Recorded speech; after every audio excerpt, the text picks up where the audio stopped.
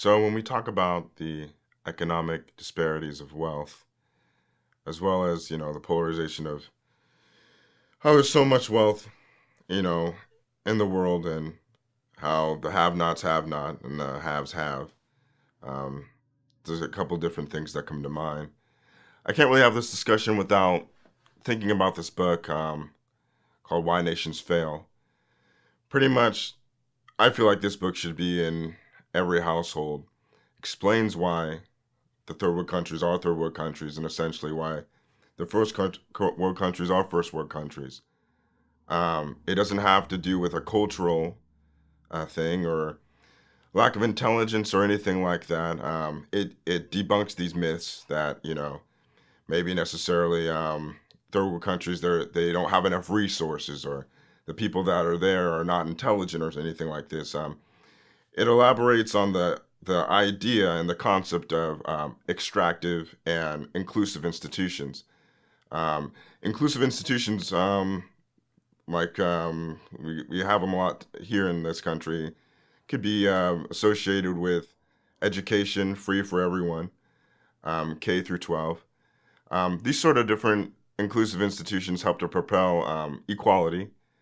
In a lot of places, a lot of third world countries, they may purport themselves to have these things, but in actuality, they're just taken away from the public.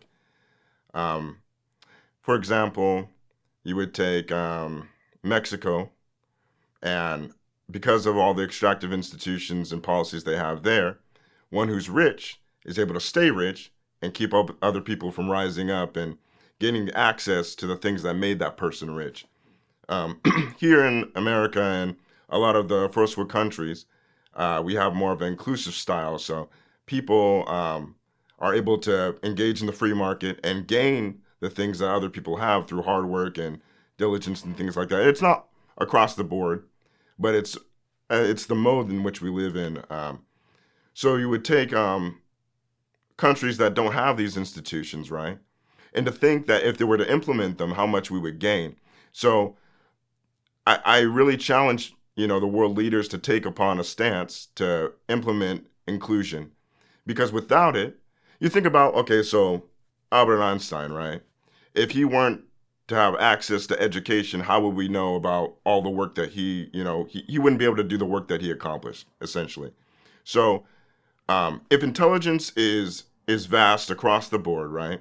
It doesn't matter where you come from. Intelligence essentially can come from anywhere. Why aren't we working towards implementing inclusion in all countries? To think we're missing out on inventions and innovations from people that don't have access to education, that if they did, we would learn and gain a whole lot more. Like, it's a travesty at its finest.